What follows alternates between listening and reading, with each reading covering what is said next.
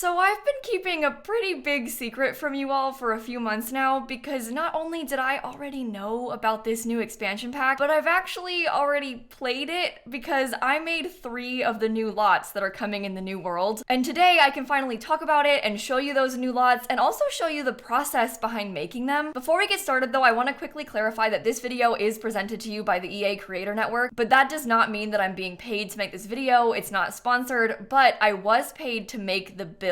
You can kind of think of it like how you might commission an artist to create art, except I'm not an artist, I am just a simmer, and these are just Sims houses. I'm just kind of using that as an example to clarify that yes, there was money exchange, but the video is not sponsored. They're not like buying my opinion or anything like that. This is just a really, really cool thing that I got to do, and now I get to show it to you. And I think it's pretty interesting too, because you get to hear about the process, but also see some really early, like behind the scenes stuff from the pack. So let's go way back to the beginning, and I'm gonna explain to you how this works. So to give you some context, I have done this before because I built 3 of the lots that came with Snowy Escape in Mount Komorebi, and then last summer they reached out to me and they were like, hey, do you maybe want to do that again? And they mentioned they were working on a family-based pack, which is obviously like my most requested, most wanted Sims pack of all time. And they offered like, would you maybe want to do some builds for it? And obviously the answer was yes. This is like literally a dream come true for me. And then around July, we started actually getting to work. So we get into a Zoom call and they sort of present to us like the art direction and the style they're going for with the new world. Now, keeping in mind, this is very early on. We're just in planning phases. So they have very detailed plans for like what each lot is going to be, how many new families they're adding, how many starter homes they want, what sort of community lots they're going to include, but there isn't like a real map. There isn't even a name for the world yet. At this point, they just have really detailed plans for what they want to include and kind of how they want it to look. And in this call, they kind of described their plans for each neighborhood, how they wanted to have like one suburban neighborhood across the river and how they wanted to have like a more downtown area. They also described to us in detail like every single new townie they were making, all of their traits, what their story was going to be, what their personalities were like. And that's to give us an idea of like what their houses might be like. So for example, the Sims that I built a house for are like very hip and trendy. One of them's a fashion designer, so you can kind of imagine that her house would be very stylish. And then in that call, they also showed us all of the concept art for all of the items they were planning on making for the pack. At this point, they hadn't actually been made yet. So when we got into the game, there wasn't like any new windows or doors or anything to choose from. So they showed us pictures basically of what all of the new things were going to be, just so we could keep that in mind as we started to build. Because initially I had to make a base game house and then like replace all the stuff out and put the new stuff in as we got it. So in the footage that I'm going to show you, you're gonna see a lot of changes being made. Obviously in my builds as I swap out the old things for the new ones, but also just in the world around us. Because like I mentioned, when I first got the game, there wasn't even a map. It was basically just a black screen that had lots on it. And then eventually the map came, then the map changed and it changed again. The environment around the lots that I was building on also changed a ton. You can kind of basically just picture a big empty square with not a lot around it. But obviously as time progressed, they started adding in landscaping and like playground equipment and shells of buildings in the background and stuff like that to really liven it up. And before I show you any of the builds, I should probably clarify that I also do not know like anything about this pack. I didn't even know the final real name of the pack until yesterday. So I'm really not exaggerating when I say I only built when I had access to this. I have not got a clue what is coming gameplay wise. So I'm gonna be equally as surprised as you once we start getting trailers and stuff. Although I guess once you see this, there probably will be a trailer out. But yeah, they didn't like say what was coming in the pack and I didn't really play with it or like dig around looking. I just kind of built. And with that introduction out of the way, let's talk about the builds. I am very proud to announce that my dreams have come true and I have officially managed to sneak a blue Suburban into The Sims 4. Obviously, when given the opportunity, I had to take it, and so I built a classic Simsie Suburban as my starter home for the pack. This is my legacy, okay? I've built hundreds of these, and now there is officially one in the game. So the idea they had for this lot was to make what they called a starter plus, which is like a 2-sim starter home. When you start off with 1 sim, you get 20,000 simoleons, so that's the usual starter home limit. But when you've got a second sim, you get an extra 2,000 simoleons. So for this house, we wanted the max budget to be like 22,000. Basically the goal being to make a slightly bigger and slightly more expensive starter home for a bigger family. They wanted to have at least 3 bedrooms and 2 bathrooms, but I really wanted to have at least 4 bedrooms, so I really tried hard to squeeze in that extra one. Their main goal was to have a starter home that had a place for infants, because obviously with that being like a major new feature and none of the other world builds having infant rooms. That was a goal to have here. But also I really wanted to have like a big, affordable house to move into straight away, because so often I make like a big family and cast and there's just not any 4-bedroom starters to move into. There's some 2-bedroom ones, but certainly not any big ones. So that was what I was aiming for. Now it was extremely difficult to make this starter home, specifically because of the price. And I build a lot of starter homes and a lot of like blue suburban starter homes, but obviously the problem was when I was building this, I didn't know the prices of anything. So when I was first starting out and using base game stuff as filler, I knew I wanted to replace it with the new stuff, but obviously not having the new stuff, I didn't know what it was going to cost. And then even once we actually got the new stuff in the game, it didn't have prices. The like pricing and names and descriptions of new objects are one of the last things they do. So even right up until the very end, I didn't know like how much the windows would cost or what that table might cost. So the whole time I was like sat here really hoping to use the new bed, and then it ended up being too expensive and I had to delete it. The only real direction they had given me for the style of this house was like smaller craftsman style, obviously to show off all the new doors and windows and stuff. I took that and ran with the blue suburban craftsman style idea. This is like my favorite kind of house to build. I've done loads of stuff like this in the past. You've probably seen some of my other videos making houses like this, but I was maybe thinking something kind of like this or something like this house as a general idea. I obviously also wanted it to blend in with the neighboring houses, which was kind of difficult in the beginning because I hadn't seen them yet. Something pretty cool about being involved with this so early is that they were really open to feedback. So at the very end, when I like finished adjusting this build and submitted it completely done, one of the notes that I had written was that they could change the price of a couple things to lower it. I was kind of like, okay guys, this house is really close to 22K, but maybe we could lower the price of the door. I think that at the time it was 390 simoleons, and I was like, maybe it could be 350 instead, because that would give us a tiny bit more wiggle room, but also that would be a fine price for the door. I don't actually know if they did end up changing that, but I guess we'll see when the pack comes out. And then in the same way that they were open to feedback from me, they were also giving me a lot of feedback on the builds. We had like 4 different due dates to submit our builds, and then they would go over them and give us feedback in a Zoom call of like things they liked, things we could add or change. So for example, things like, oh, maybe once we get this new item, you could add it here in this corner because it would look great there. Or in this case, I originally had the bathroom with the bathtub upstairs, and then downstairs we just had a shower. And they suggested that maybe I could flip that around and have the bathtub downstairs just to make it easier for the player, because I had put the infant's room downstairs. So obviously it's easier to not have to bring them up and down the stairs to bathe them if we just had a bathtub downstairs. So I switched it around and kept that bathtub on the same floor as the crib. So that was just kind of nice to have like someone else in your corner like thinking about things that I didn't even consider. Because you're right, it is really annoying to have to bring even toddlers up and down stairs. Even once toddlers can crawl, they're so slow up and down the stairs, it's best to avoid it. It just saves you some time and makes it easier in game. They also at one point suggested that I change the pathway leading up to the house to match the neighboring houses. Obviously I hadn't even seen them yet, but once they added that into the game, I was like, oh yeah, we'll switch the sidewalk out to be the same as the next door neighbor's sidewalk, and then have it have like a matching mailbox and stuff, just so it kind of fits into the neighborhood well. I am really proud of how this house turned out. I feel like generally my goal with building in The Sims is to make houses that are playable for all of you. So it is really cool for me to have this starter home that's officially in the game that is hopefully really useful for a lot of you. Like I genuinely see myself playing in this a lot, just because, I mean, one, I built it so I like it, but also it's big, so it's really useful for starting off with big families, or like maybe moving out your Sims brother and like his kids, because there's plenty of space for them in there. Now, before I lost access to the game, I actually filmed a final little tour for you. You're gonna be kind of surprised at how old this is. This whole video has been like months in progress. I actually filmed this tour around Christmas, so there's a Christmas tree in my background. So that really dates the video, but with that being said, I'm gonna send you back to past Simsie to kind of show you around. So our starter home is down here in this neighborhood called Hopewell Hills on this little 30 by 20 lot. From my understanding, this neighborhood is supposed to be more of like a quiet suburban area away from like the hustle and bustle of the city across the water. And so obviously when you present the opportunity for a quiet little suburban house in The Sims, lilsimsie's gonna take it and make a blue suburban out of it. And this is what I have built. I won't lie, I am extremely proud of the opportunity to have included a blue suburban officially in The Sims 4. If you've seen any of my videos before, you might know that it's kind of a meme that I build a lot of things like this here on my channel. But I won't lie, lie, I think this is the hardest starter home I have ever built, like ever, which is maybe kind of surprising considering I've built a lot of things that are sort of this shape and this color scheme. But when it comes to making an official lot like this, there's been so many steps and like so many changes that I've made along the way. This build took me like hours and hours and hours to do, but in the end, I'm really proud of how it turned out. So here's the exterior. I was kind of trying to match a sort of similar vibe to the houses nearby, like going with that sort of craftsman style.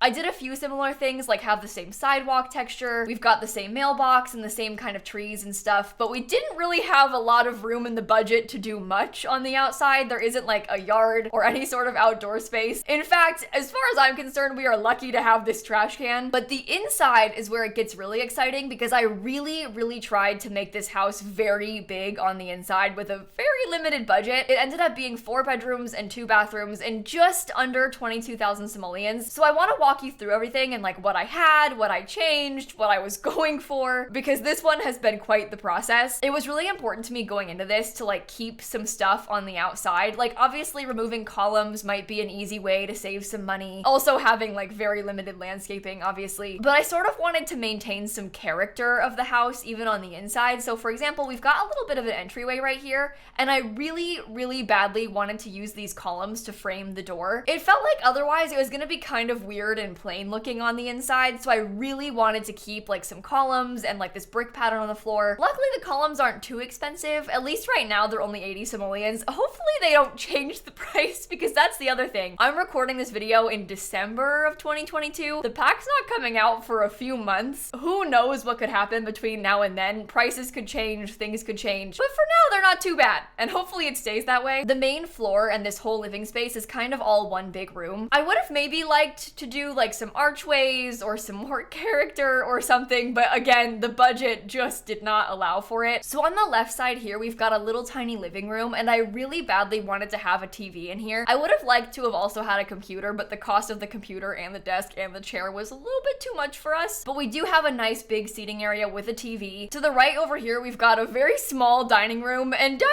room might be a strong word, but we have 2 chairs, a table, and a little high chair. I originally had 4 chairs here, but I had to kind of like scale it back just to save a bit of money. We also have a little table with a bookshelf. Luckily, both of these things are very cheap, and it also feels like a nice way to have some furniture. It's a bit more substantial than like any of the other small decor that I could have added, and luckily it's not too pricey. And then in the way back, we've got a kitchen. Originally, I had really wanted to have more cabinets. I wanted to have this wall have cabinets too. I just couldn't afford it, so I had to delete them. But it's fully functional. It's got, you know, a fridge. Wow, really exciting. There's 1 counter for your Sims to cook on. I even put a fire alarm. That's a big deal. And we've got an indoor trash can, which is kind of nice. And then we've got 2 bedrooms downstairs. One over here on the right is for the infant. I really tried to keep all of the infant things downstairs just to avoid having to go up and down with the baby. I haven't actually played with infants yet, but I'm assuming it's gonna be similar to toddlers, and I'm probably not gonna want to have to carry them up and down the stairs. So in here, we've got a little crib, we have a play mat, and we have this baby changing table. I really wanted to have at least 1 toy for everyone, or at least like 1 thing that every Sim could be doing. The baby gets 1 single play mat, so they have that right there. And then over here to the side, we have the first bathroom. I put a tub down here. That way everybody could take a bath downstairs and not have to go all the way upstairs. And unfortunately, the primary bedroom is a little bit sad. Originally, I had a dresser in here, but I had to delete it to keep the price down. That was one of the hardest parts about this because as I was building, all of the new stuff didn't have a price yet. So initially, I had like the new rug, I had the new chair, I had like one of the new sideboards. But then like as time went on with development, they like gave a price to the sideboard, and all of a sudden it was 600 simoleons, and I definitely couldn't afford it, so I had to delete it. And then we had to use this cheap one that's 105 instead.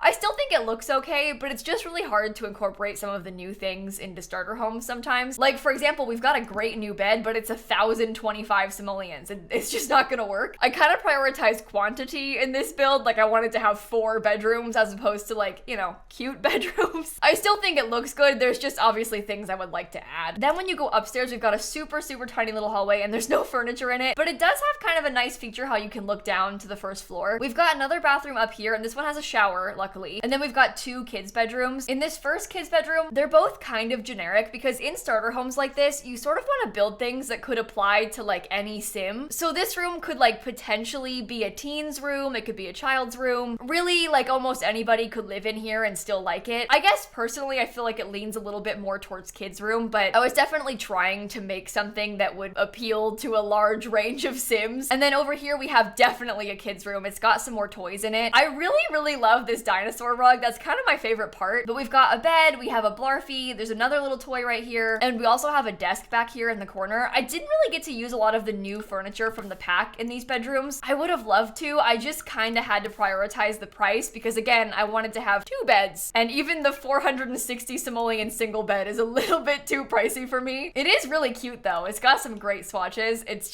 too expensive. But that is the entire house. Again, it's not a huge space. It doesn't have a ton of furniture in it, but I think all things considered and with the budget that I was trying to stick to, I feel like I did a pretty good job. I know I talked a lot about how I had to remove things and the price changes and stuff, but in the end, I am really, truly very proud of this house. And I know I keep joking about it, but like the fact that I got to build a blue suburban to be officially included in The Sims is really cool for me. But that's the whole tour. In the end, this house cost 21,802 simoleons, I think. No, 21,807 simoleons. I'll be curious to see what about that changes because it's possible that when the game actually comes out, it'll be a little bit cheaper. I think they're still doing some price tuning. I am pretty sure that's all I needed to show you. So I think with that, I'm gonna send you back to present day. So like I mentioned, I got to build 3 lots for this pack and 2 of them were houses. So I made the starter home, but I also made a house for one of the pre-made families in the world. This is for the Robles Ruano family. So the starter home was hard because of the price challenges, but making a house for specific Sims is a really unique challenge as well. So going into this, they gave me a lot of information about the Sims and their personalities just to give me an idea of who I was building for. It was actually really cool because I sort of grew to love these Sims that I literally hadn't even seen. I think the first time that I saw the actual Sims was like towards the very end of this process. They had a few placeholder Sims for a while. Obviously I had seen the descriptions and stuff, but then they didn't make the real Sims until the very end. And that was a really exciting day to like actually see the Sims that I had been building for and like imagining in my head. So for this one, the house belongs to a small family. It's Jay Robles, their partner Dolly Ruano, and also their toddler Tala. I should also clarify that I'm going off of information that I have from before, but it's very possible these things might change by the time the pack actually comes out. Maybe like a trait or something is different. I don't know. But at the time, and I think it will stay this way because it's kind of like key to the storyline, Jay is a chef and Dolly is a fashion influencer. Obviously their kid is a toddler, so she doesn't have a job. Dolly was sort of described as like the fashion icon of the house, so I kind of pictured that she sort of took charge of the designing. I pictured this house being like an older craftsman style that had been slightly renovated, so it was a bit updated in a few areas, has a few more contemporary touches on like an otherwise very traditional home. There's a lot of wood and black accents, but also a lot of pops of color and pattern inside. I was sort of picturing like something like this house with maybe more of this color scheme as the inspiration. Inside, I wanted to include a lot of things to fit the Sims' hobbies. So for example, they had requested that I add a gourmet kitchen in because one of the Sims is a chef, but also I had seen in their little description that they liked mixology, so I thought I'd add in a bar somewhere. Knowing that Dolly was like a fashion designer, I wanted to give her an office, and my cat also wanted to help.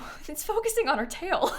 They had also wanted me to add in a playroom for the toddler to use the new baby gate item. That's kind of a goal with these builds, is to use a lot of the new items and especially the new gameplay items. So think things like the baby gate, even just like the crib in the starter home, or the tree house that I added into the backyard of this one, because that way when new players are first joining and playing in the world, it's like very easy for them to see the new stuff and also use it because it's already there. So in 2 of my lots, they wanted me to add in the new piano because we got this super awesome upright piano they wanted to show off. The upstairs of this house is pretty cute. It's sort of sneaky because it doesn't look very big from the outside, but it has a playroom and also an attic. I really liked the attic feature here for like storytelling about the family. So for example, I added in like a bassinet, sort of implying that the baby had used to use it when she was younger, but now she's outgrown it, so they put it up in storage. This house was kind of difficult too, to balance how much I could add. I obviously didn't really have that problem in the starter home because I couldn't afford to put too many items, but in this house I didn't have a budget, and so we have to kind of walk this line of whether or not the house is performant enough. All these buildings need to run really well on everybody's computer, so they keep running tests to make sure they're performant. So each time I submitted the build to them, they would run tests and then come back to me and be like, yes, it's good, or like, oh, we're getting a little bit close to the top, maybe don't add anything else. I don't think this house is empty at all by any means. It looks very similar to like the amount of objects I would add if I had just built it for fun, like in my normal game. The only real difference is that I couldn't use any cheats. So obviously normally I would use like move objects and even debug and stuff, but we couldn't do any of that here with these builds. We couldn't even alt place anything, and that was a very difficult habit for me to unlearn. I just like by default want to hold alt and like slightly adjust things, but I couldn't do that here. I was allowed to use F5 though, which makes it possible for you to place things on quarter tiles, and that really helped. Even with things like slightly adjusting a window to be a little bit higher, I'm not sure that I could have done these builds without F5. That was like a real savior for me. But now that I've explained the build and like showed you the process for making it, I want to jump back to Past Simsie again and give you a tour of this one. Honestly, I kind of forgot what I said in that video, so have fun. I was really excited to get a chance to build a house for an in-game family. I've got sort of an attachment to the Sims from Snowy Escape that I built for, so I was really happy to do it again. Although there is a little bit of pressure when it comes to building for official Sims, because I feel like the house that I make is gonna become kind of important to their storyline. So this one is a 40 by 30 lot up in Gilbert Gardens. It's like the way top of the map. And with this one, I was sort of trying to go for maybe a more traditional craftsman style house that's been updated. So it's mostly all one story, but it's got a small upstairs. It's also got a huge front porch. I was also trying to go for a lot of black wood tones and also kind of vibrant like jewel toned colors. I felt like these Sims were kind of trendy, so I wanted to incorporate that somehow. I mean, one of them is literally a style influencer with the job title Trend Setter, level 8. So again, no pressure. These Sims also have a toddler, which is kind of a unique challenge. So let's just go inside and I'll start showing you around. We've got a little front porch with like some little seating and everything. But then when you come inside, we've got like a main entrance. From this main entrance, we've got just like a little end table. Off to the left is the bedrooms and to the right is the main living space. I'll start over to the left. My main focal point here was this dining room table, and that was kind of the inspiration for all of the other colors in the house. I also really loved the incorporation of this bar right here. Your Sims can still use it when it's placed against the wall. They just can't sit on it. So like my Sim can still come here and use the bar and like make drinks and stuff. And Jay is actually, oh dear, hello? Kicked me out. How did I manage that? What the heck? Okay, well, Jay has the Master Chef aspiration. Jay likes cooking and Dolly likes mixology, so I wanted to try and incorporate both of those things, kind of like a gourmet kitchen almost. So we have the bar right here, and then in the back, that gourmet kitchen, which honestly, I think is kind of a showpiece. I really love the black with the gold accents. I also love these shelves on either side of the range. It was extremely hard for me to furnish these without using move objects, by the way. I couldn't even alt place anything. So doing floating shelves, honestly, is brave, because I couldn't like decorate them the way I normally would with my cheats, but I think they still look all right. There's also a little hall bathroom down here off the kitchen. It also has a lot of black and gold and blue accents. Also kind of off the kitchen, we have an office space. In here, I put like the style influencer board and also a computer and stuff. That works for everybody's careers. Then we have the staircase, and off to this side, we've got the piano and also like a living room. One kind of neat feature is that this family's extended family actually has the same piano. There's another household in this save that's related to these Sims, and they also have this same piano and the same swatch. We did that on purpose, kind of as like a neat little detail. I also put a couple toys down here in the living room, so it felt like the toddler actually had some stuff going on in that main living space. I really struggled with the color scheme, specifically the wallpaper and the rugs that I wanted to use, because I knew I wanted to use this couch and this rug in the dining room, but it was very hard for me to mesh those things together, and I think that I succeeded. Also, my cat is here. I don't know if you can see her. You could definitely see her. She's helping. So off to the left, we've got the two bedrooms. We have the toddler's bedroom, which, by the way, this kid is living the dream. Giant dollhouse, giant toys, space rug. I mean, I personally could not ask for anything more. And then we have the primary bedroom over here. I feel like these curtains are meant to be used for like kids spaces, just going off of the colors and like these balls, but I really think they're cute, so I use them here. And they've got a huge ensuite bathroom with like a shower tub combo. We have a toilet and two sinks. The primary bedroom also has its own private patio through a sliding glass door. And on here we've got like some lounge chairs, and I put a little easel as well. One of the Sims is kind of into art, and I didn't really feel like I had space for it inside, and I kind of liked the idea of painting outside. It's kind of nice out there, so I liked the idea of making it more useful. And then we have this tiny staircase over here. There isn't a ton going on upstairs. We have a little fireplace and kind of like a reading nook almost, but I also made like a little playroom section. I really wanted to incorporate some more things for the toddler, and I felt like up here there wasn't really a lot going on, so I liked the idea of one of the parents like hanging out and reading or something while the kid plays. So we have like a proper baby gate safe area for the toddler.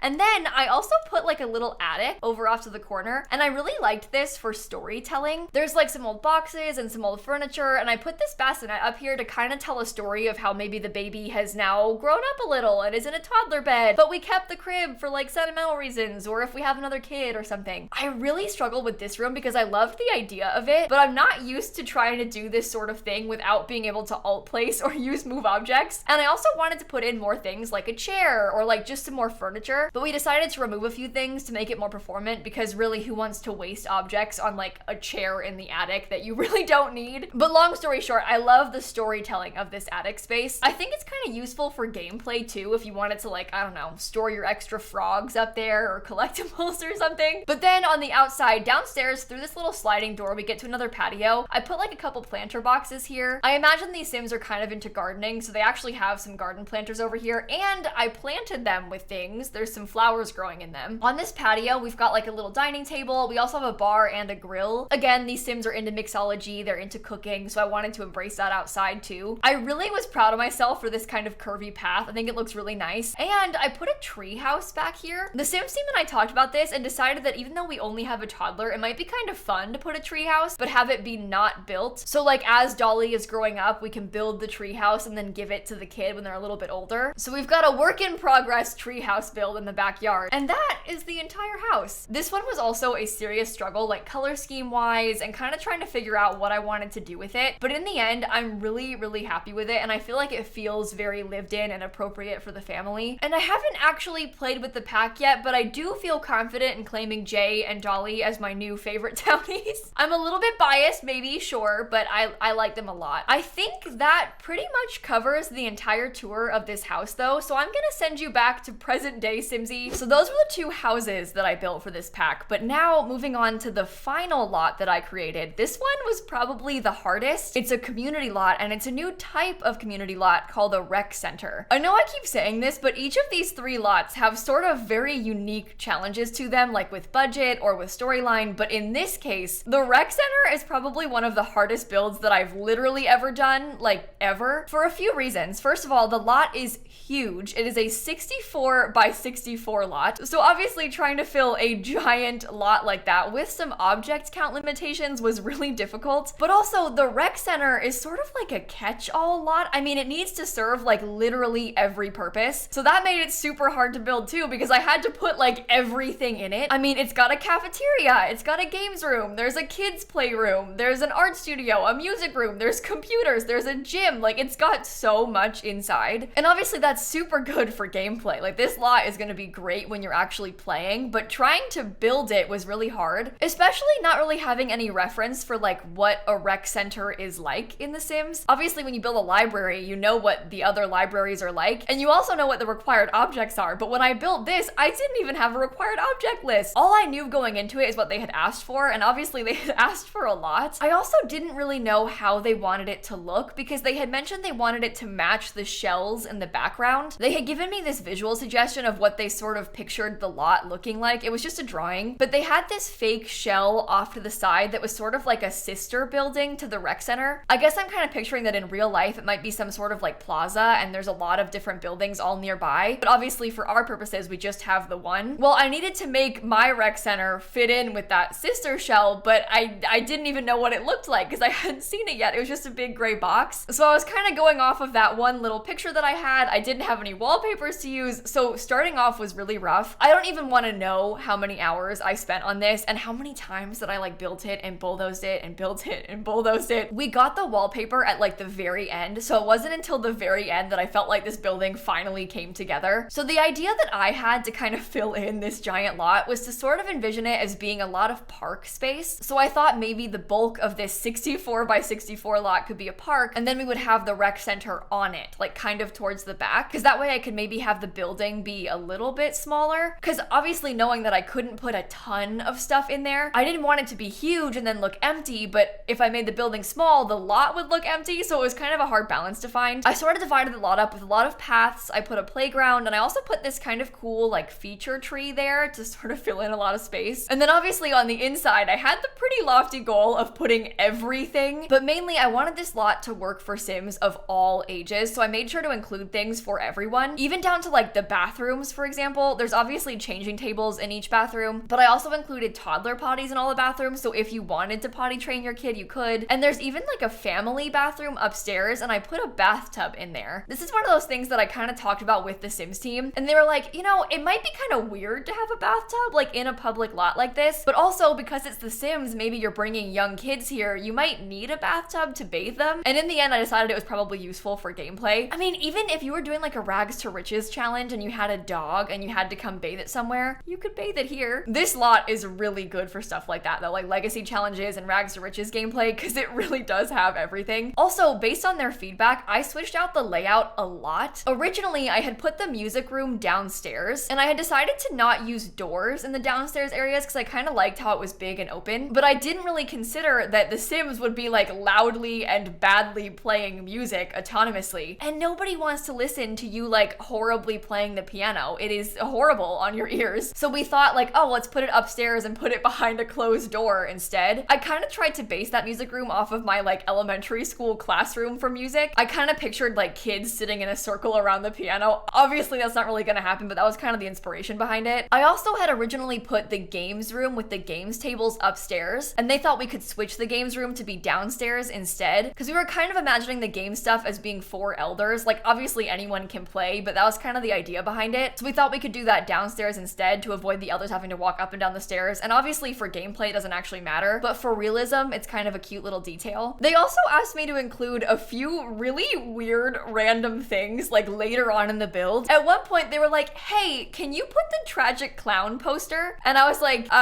yeah, I guess I can do that. I think it has something to do with like some gameplay feature at some point, but I was specifically asked to include it, and so I did. They also wanted me to add a bar in here because they thought it might be useful if you were hosting parties at this lot. So I kind of thought that maybe the cafeteria would serve as like an all-purpose room, because in real life they might like move the tables and then host an event in there or something. They said maybe it would be good to like delete the tables and then host a slumber party there and like place sleeping bags down. I don't know how that works yet. I'm just repeating what they said, but apparently it might be good to have a slumber party there. And one other really, really cool thing is that I had told them that I wished we had a sign that I could use for the rec center, because I was trying to use the base game ones and just not really liking how it looked. And they ended up making a new rec center sign specifically because I asked for it, and one for the library as well. And they're both actually super useful for like general community lot stuff. That's one of those things that I feel like is kind of lacking in the game, so it's cool to have like more things like that. And it's also really cool how dedicated they are to like the story of the build, because they were like, oh my god, yeah, a dedicated sign would be so good to have for this, and then they went and made it. Now this lot is enormous and there is a lot to see, so I'm gonna send you back to past me to watch a quick tour of the whole thing. So I had the very, very daunting task of trying to build the rec center, which is the brand new lot type. And to make matters worse, it's a 64 by 64 lot. So I think that this building may have been the hardest build I have ever done in The Sims. It was really fun and I really genuinely enjoyed making it, but it was very difficult for me to figure out how I wanted to do it and how to fill the whole lot. So this lot is up here in this Gilbert Gardens neighborhood, and this is what the finished product looks like. Now I mentioned how I really struggled with trying to fill in the lot. That's because I didn't want to make the actual rec center building too big, because I couldn't really add like a ton of furniture to keep things performant. We wanted it to run really well on everybody's computer, so I didn't want to like overload the lot with items, so I really tried to keep it a little bit on the smaller side. It's obviously not a small building, but I didn't want to like fill the entire lot basically, so it kind of has a park around it. You can see this shell over here is kind of like the sister building of the rec center, so I was sort of trying to mimic the style and the color scheme of that a little bit with our building, and this is what I came up with. I'm actually kind of proud of the shape of it and the color scheme that I chose. I tried to use a lot of green accents, and I feel like the building itself, despite being kind of simple shapes, is still pretty interesting looking. Oh boy, okay, let's go inside and I'll show you around a little bit. This one has changed a lot over the past few months, and there really is a lot to cover here, so I'll kind of try and walk you through. When you first come in, there's kind of like a little seating area basically, and that leads you up to the reception desk. I tried to add in some details in here that would really make it feel like a rec center, so we have this bulletin board with like maybe community events or something. We also have these really cool rec center signs that I kind of used to imply what room was what and like kind of give directions around the building. So for example, over here I have this sign in front of the gym. This one is like sort of a generic guide as to what exists in the building. There's actually quite a few really cool swatches on this. And then downstairs we have one bathroom that's kind of like a family bathroom. I wanted to make sure we had a changing table in here. We've got a toddler potty even for the little ones that might come visit, and we have a regular toilet and a sink and stuff. The floor in all of the bathrooms is kind of a custom one. I actually used just like some concrete, and I pressed Control F to get a corner tile, and then I made a custom pattern in here. I feel like it kind of enhances this herringbone tile a little bit, and it also looks kind of neat despite the fact that it's just like some base game concrete floors. And then over here on this far right side, we have the gym. I made the decision to not use doors in any of these rooms. I instead tried to just have big open archways. I don't really know if that's like super realistic for something like this, but I liked how it made the place flow a little bit better. And also by doing these like fake arches, I could have bigger doorways instead of just like a 2-tile glass door. In here, I wanted to fit as much sports equipment as I could, so we have some treadmills, we have these little punching bags, and we have some weights. I got to use some of the new decals they made like specifically for this gym. And then we also have like a little changing room sign, so I could use that in the bathroom. This bathroom is also quite simple. It's got some of the new locker items and then just like some toilets and showers down here. One thing about this rec center is that it would be perfect if you were playing like a rags to riches sort of thing, because you've got everything you need here. There's computers, there's gym equipment, there's showers, there's even like toddler potties and stuff, there's kid stuff, there's toys, like there's everything you could possibly need all in just this one building. So for example, when you come over to the left over here, we have like this kind of main hallway in the center. In the back, we've got the kids' playroom. I tried to separate this with a baby gate, so we've got space back here that's safe for like the little ones, and then over here is safe for the older kids too. We've got like doll houses, there's tons of bookshelves and like reading posters. In here, there's even like an infant playmat and some infant toys. I think this room is my favorite out of the whole rec center. Straight across from the playroom, we've got like another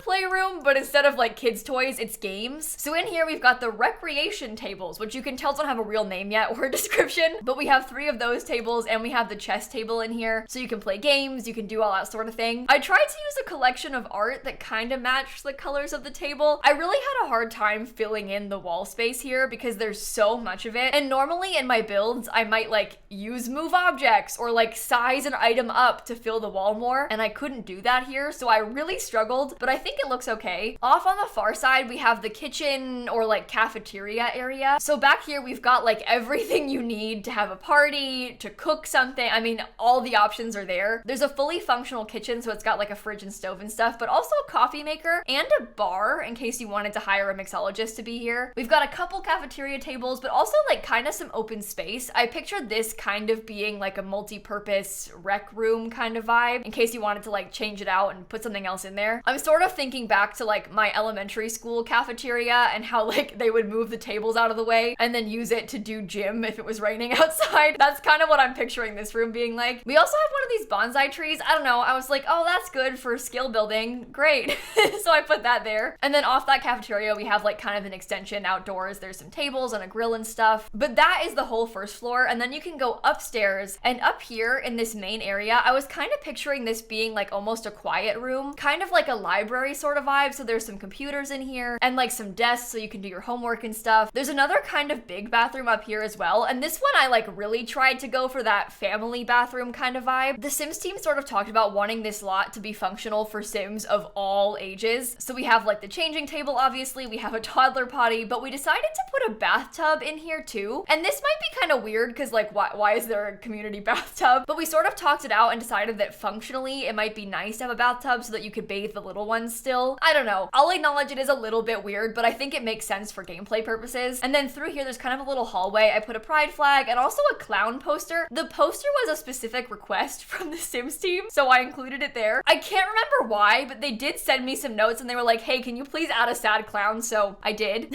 But then through here is the music room. And this room was kind of the hardest for me to furnish. I really struggled with what sort of layout I should do. And I settled on trying to have like a fake stage almost. So we have this kind of corner stage area with all of the instruments. There's a kid's violin, an adult violin. We've got a guitar and a microphone. And then I put this rug and some chairs kind of around in a circle almost with the piano. Again, because I was kind of visualizing my elementary school music class. And I could picture us as little kids like kind of sat around the piano. So that's what I was going for here. There's also a cork board. Maybe it like advertises the music classes or something. And I loved getting to use this giant mural. It fit perfectly on the wall, so I put it there. And then upstairs, I decided to use doors instead of the fake archways because of the music. I actually originally had this kind of switched around. Before, I had the music room here, the kids room here, and these card tables were upstairs in this area. And we decided that it was really annoying to have the Sims being bad at piano and like that music carrying throughout the building. So I put that upstairs and kind of closed it off with a door so you wouldn't have to hear the echoes. And then we chose to put the game tables downstairs so elders wouldn't have to be going up and down the stairs to use them. Obviously in The Sims, it doesn't actually matter, but as far as like realism and storytelling, it's kind of cute. So like I said, this whole place swapped around a lot, but one thing that never changed is that I always had an art room right here in this back corner. So we've got a little door that you walk through to get in here, and in this room, I really tried to use like every art object that we had. I managed to put in 2 easels. There's a bunch of art decor like the canvas racks. We've got these canvases and some sketches, but there's also a couple kids art tables and a woodworking table. I wanted this to really feel like it was a community space, and like, again, people of all ages could come and use it. So we have like some kids art put on the wall, and we have like some of the adults art here. And this hopefully serves a very good purpose of being like really, really useful for skill building. You could come here and like kind of do anything that you need to. Overall, I think my main goal was to have this kind of serve like every purpose. Like any sim could find something to do here or a use for it. And I think that's part of what made it so hard, because I was trying to fit in so much into just one lot. And then I had to furnish an entire 64 by 64 lot. So I kind of tried to break the whole thing up with big paths and also kind of break it up into zones. So we have like the main building, we have this like accent tree, I kept calling it in my head, and then we also have the playground over here. I was really, really proud of the playground. I think it's kind of useful too to have some more things for kids. Just in general, this whole area is great for kids. There's like a splash pad and some more playground things over here, but I wanted to keep some in case you wanted to have the kids like come here after school and stuff. So we've got some playground things there. I put a few more chess tables in front of the tree on this side, but generally I tried not to put too much outside. I figured that considering how I sort of had to limit objects, I would prefer to have them be inside as opposed to outside. So I put most of my focus on the interior of this one, but that is the entire rec center. This build kind of made me want to cry like many times, but I do think I'm proud of the end result. Honestly, I haven't played the gameplay like literally at all. I've only built this whole time, so I don't even know what comes in the pack. So I'm really curious to see what it's like to actually play here in this rec center. But I think that about covers the tour, so I'm gonna send you back to present day Simsie to finish off the video. But that, my friends, is all 3 builds that I made for the new Growing Together expansion pack. I'm just really excited. This has been like the coolest experience ever, and I am seriously so proud of what I made, and I hope that you like it too. This pack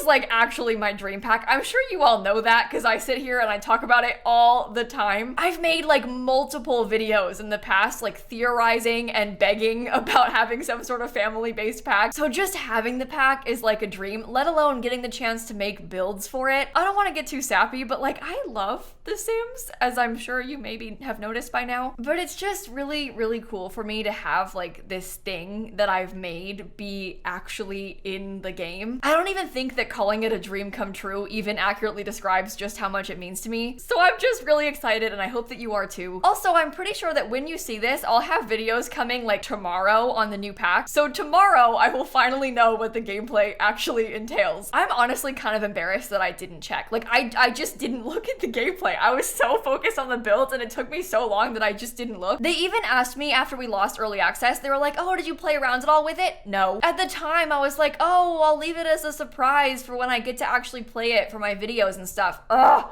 Stupid. I did the same thing with Snowy Escape too. I had the pack for months and I just never looked. I think I had my sim go sledding once and then I was like, oh, I don't want to spoil it. But speaking of that, I'm gonna make those videos that I made on the Snowy Escape builds that I did a couple years ago if you want to watch those. And once they're up, I'll also link any other videos that were made by the other builders from this pack. And I think on that note, I'm gonna end this video right here. Seriously, this has been the coolest thing ever, so I hope that you enjoyed hearing about it. If you like The Sims and you like this kind of thing, feel free to subscribe because I have a lot of early access content on this new pack coming soon. And with that being said, I'm gonna catch you all tomorrow. Okay? Bye, everybody. Words cannot describe how excited I am about there being an official blue Suburban in The Sims 4. This is my legacy.